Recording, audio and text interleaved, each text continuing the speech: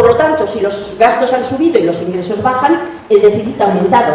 Aquí tenéis claramente el año 2007 y 2008 tuvimos un superávit en el presupuesto. El señor Solbes consiguió un superávit en el presupuesto. Eso no quiere decir que funcionaba muy bien, pero por lo menos déficit no teníamos. Y, sin embargo, el año 2010, con la crisis, el déficit se dispara al 11,4%. El año 2011 se prevé, todavía no estamos en el final, que llegará hasta que bajará al 6,4%, y la Unión Europea nos dice que el año 2013 el déficit no podrá ser más del 3%. Bueno, yo no sé si vosotros creéis en los milagros, si realmente tenemos que llegar al 3% en el año 2013, una de dos, o hay milagros o nos morimos la mitad de la población. Una de las dos cosas tiene que pasar, porque eso es prácticamente inviable. Este tema de aumento de gastos y disminución de ingresos se ha dado también en todos los demás países de la periferia por razones diferentes. Están diciendo mucho que en Portugal lo que hicieron fue trampa con las estadísticas. Bueno, parece que es verdad que hicieron trampa con las estadísticas, pero probablemente la hicieron porque estaban en situaciones bastante apuradas. En Portugal no han hecho trampa con las estadísticas y la situación es la misma, y en Irlanda también sabemos que la situación, por razones diferentes, pero también ha sido la misma. Pero no solamente en estos países. Todos los países en los que ha habido crisis, en todos los países centrales, el gasto público ha aumentado, el ingreso ha disminuido y todos ha aumentado fuertemente la deuda. Nosotros somos quizá los más pobres entre los pobres, bueno, hay todos otros todavía más, ¿no? Aquello que iba recogiendo las hierbas de Bersole. Pero de todas formas estamos entre el grupo de los PIGS, como todos sabemos. La deuda, sin embargo, hay que precisar un poco qué quiere decir. Yo no voy a entrar en la deuda porque sé que sabéis más que yo de esto y además que realmente vais a hablar mañana mucho. Pero yo lo que sí quiero simplemente es destacar que estamos hablando de deuda en términos muy genéricos y que sin embargo tenemos que la deuda pública del Estado español llega al 62% ahora y que ha sido muy baja todos estos años anteriores. Y si miramos la deuda pública del Estado español con la deuda pública de los otros países de la Unión Europea, de Estados Unidos y de Japón, nos daremos cuenta que todas son deudas mucho más altas que la deuda de España. Por otra parte, la diferencia está en la deuda externa, es decir, en lo que debemos al exterior. ¿A qué se debe esa deuda? A dos razones fundamentales. España ha tenido siempre una deuda tradicional por comercio, es decir, importamos mucho más de lo que exportamos. En esto no son ajenas las empresas transnacionales de este país, pero no podemos entrar ahora a detallar esto.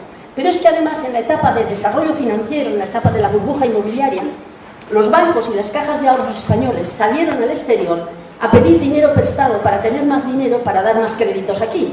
Es decir, voluntariamente se endeudaron para poder tener más capacidad de negocio. Y entonces lo que nos encontramos es que la deuda pública es el 62, pero la deuda externa es 167, porque la diferencia es deuda privada de las grandes empresas transnacionales y de los bancos. Con lo cual acabamos que incluso como deuda externa estamos al mismo nivel que Alemania, estamos al mismo nivel que Grecia, muy por debajo del Reino Unido y no digamos nada de Irlanda. Es decir, que hay que matizar bastante cuando hablamos de la deuda, de qué deuda estamos hablando. Lo que sucede es que habitualmente en el capitalismo hay mecanismos, eso es el capitalismo, mecanismos por los cuales se hace responsables a los estados de la totalidad de la deuda externa. Pero no es responsable el Estado directamente, no debería de ser. Sin embargo, se considera que es responsable. Por lo tanto, yo creo que la primera pregunta que se tenía que hacer aquí, y que ya está hecha en el título de la sesión, es abiertamente decir, bueno, ¿por qué tenemos que pagar la deuda privada? En las facultades de Economía, cuando yo estudié, que hace bastante tiempo, pero bueno, tampoco es la prehistoria, pues lo primero que nos decían era que lo privado era mucho mejor porque eras responsable de tus pérdidas, que si las cosas te iban mal, perdías ese dinero. Bueno, ahora se ve que efectivamente si es un banco nunca puede perder ese dinero porque le rescatan. Entonces, realmente darnos cuenta de que es el mecanismo de un capitalismo global, de unas conexiones entre los bancos europeos importantes, que además estos días están quedando muy de relieve, se están quedando muy a la luz. Es una pena que no tengamos mucho tiempo para poder hablar de esto, porque están saliendo cosas muy curiosas. Pero realmente la pregunta importante es, bueno, ¿tenemos que pagar nosotros la deuda? Es decir, todo lo que está pasando de dureza con las poblaciones es simplemente para evitar que los bancos, los grandes bancos europeos, no quiebren. Entonces, la primera pregunta es ¿y a nosotros qué nos va? Dicen, no se puede, sí se podría si se quisiera nacionalizar, que de facto están nacionalizando, porque este banco belga y francés que ha hecho quiebra después de haber tenido mucho dinero de apoyo, ha hecho quiebra la semana pasada, prácticamente va a ser nacionalizado, y las cajas de ahorros en el Estado español, que están muy mal, también están siendo prácticamente nacionalizadas. En resumidas cuentas, que vivimos apoyándonos en una deuda, que estamos en una situación con una deuda enorme, y que la situación de deuda traspasa la frontera del Estado español, traspasa la frontera de la periferia y pone en peligro el euro. El euro no acaba de consolidarse, y es entonces cuando la Unión Europea toma medidas. Es cuando la Unión Europea dice, voy a tener que enfrentarme a esto. Porque si miramos toda la primera etapa de la crisis, del 2007 hasta el 2010, realmente la Unión Europea había tenido poquísima participación, por supuesto ninguna en apoyar a los países. Un poco sí, el Banco Central Europeo dio facilidades de crédito, pero absolutamente nada más. Y sin embargo, a partir del 2010, con los problemas que surgieron en los países de la periferia europea, empiezan a preocuparse.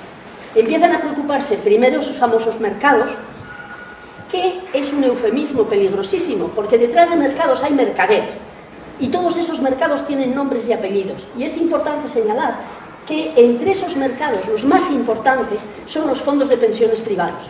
Fondos de pensiones privados que están nutridos de ahorros de los trabajadores, pero que son los gestores los que hacen que esos fondos de pensiones sean los más importantes inversores del mundo. Y que son estos los que están también poniendo presión sobre los países que están más endeudados. Encima nos dicen, claro, es para salvar las pensiones de los viejos, ¿no? O sea, ya os dais cuenta la perversión un poco del esquema, ¿no? Para salvar las pensiones de los viejos, oiga, pues vamos a salvarlas a través del sector público y no pasaría nada de esto.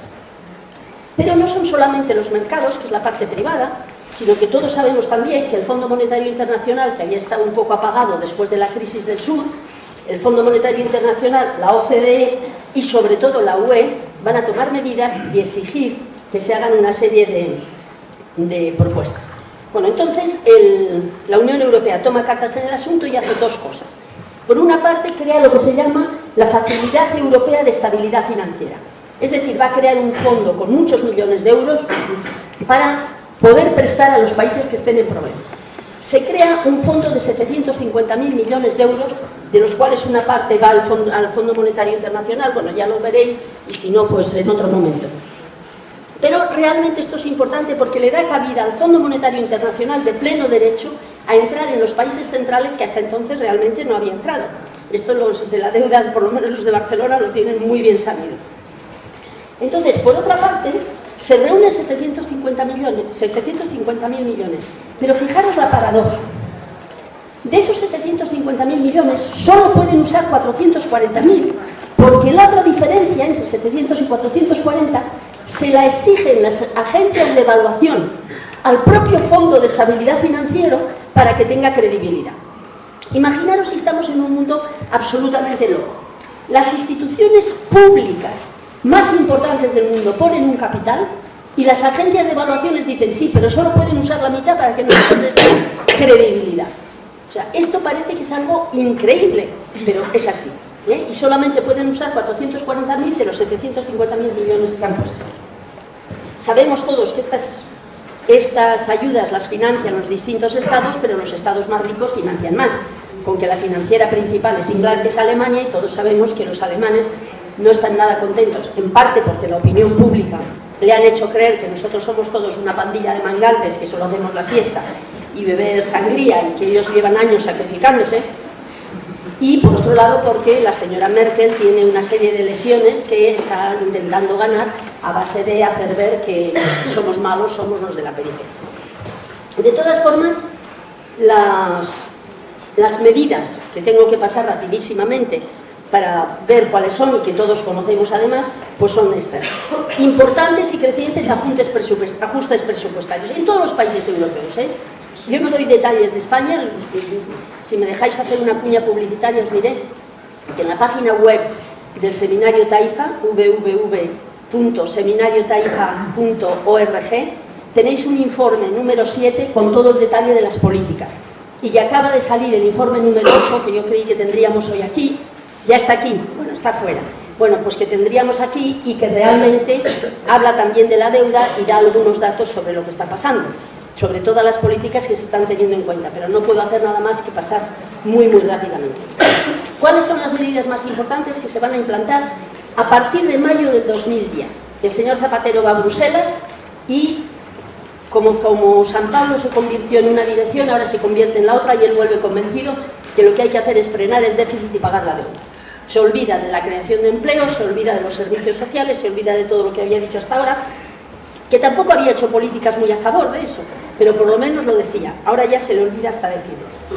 Entonces hace el ajuste presupuestario, que todos sabemos las consecuencias que ha tenido: disminución de salarios de los funcionarios, disminución de plantillas, congelación de pensiones.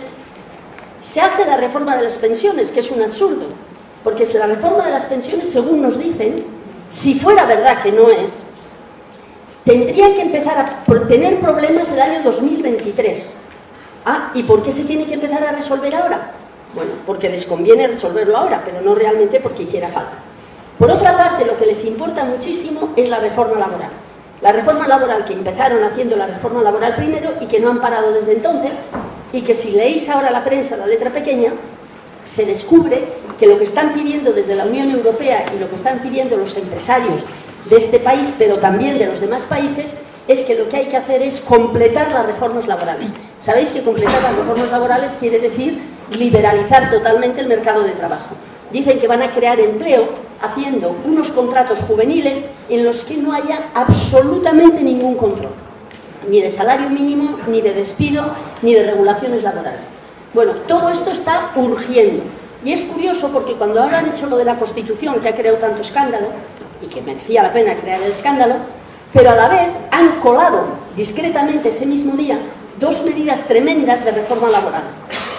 No las menciono porque no tengo tiempo, pero simplemente señalar que el tema de las reformas laborales está siendo más importante quizá que otros muchos temas y que está colando. Por ejemplo, el tema de los convenios colectivos.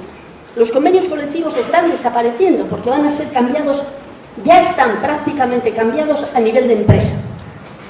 Es decir, que se están tomando una serie de medidas que son cada vez más peligrosas para la población y que están teniendo consecuencias muy negativas.